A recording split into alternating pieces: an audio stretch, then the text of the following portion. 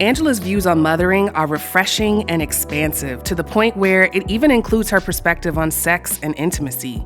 I mean, moms do have sex, right? And it's a parent's job to teach their children about their bodies and how they work, right? So why do so many of us still allow outdated views on what it means to be a mom get in the way of our pleasure or teaching our children important life lessons? And why aren't we more honest about how a work-obsessed culture leaves such little energy for intimacy and connection with our partners? Anytime you sort of encounter some type of interesting thought, like a lot of it just boils back down to like this core belief that you have. And for us, it was really all about, as I'm reframing the work that we've done, is really inspiring people to imagine more of their lives outside of work, because work consumes so much of our identity and our time. So all these thoughts are going through my mind as I was like reading your book.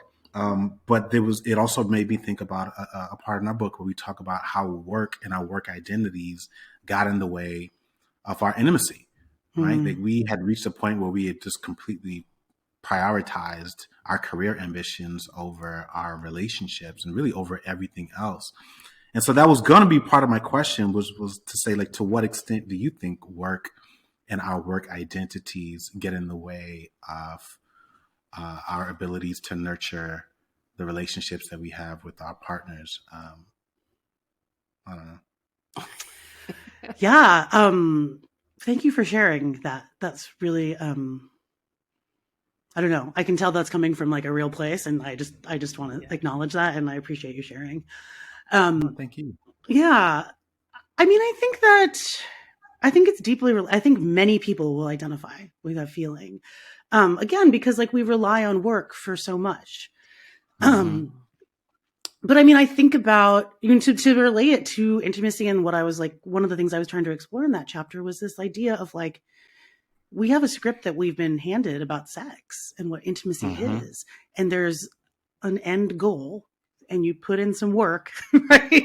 And you get to this like payoff. Like I have let go of this idea that when my husband and I are close, or when we're having like sex, right? Or what sex is, that it's, if the goal is just to make each other feel good and to feel close to one another, then sex can be like anything. Right. Exactly. Like, and I think that there's really something there of like, who gave us this script? Right. Like, and also it's a script that 100% centers male pleasure, you know, and like, and as a direct route to it. Right. And female pleasure is a little more circuitous, right? Like generally speaking.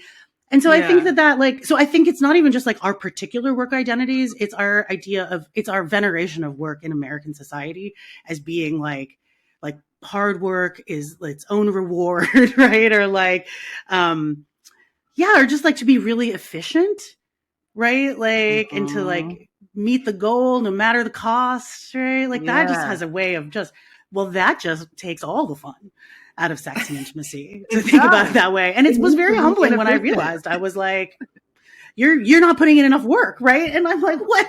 This is not the person I want to be in this moment with the person I love most, right? Like I want to be just like in this moment of pleasure with you and of caring for you and of sharing something, like, which is what brought us together. And so, I think the more we can do to shed that and to just show up as ourselves, which sometimes I don't even know exactly who that is. And it's really vulnerable and it's really scary, but it's much better. It's much better. Yeah. And I feel so much closer to my spouse in that way. We hope you enjoyed this episode of Cashing Out, the podcast. To see more videos like this, please subscribe to our YouTube channel and be sure to turn on your notifications. To get your copy of Cashing Out the book, visit Amazon.com, Barnes & Noble, your local bookstore, or download the audiobook on Audible.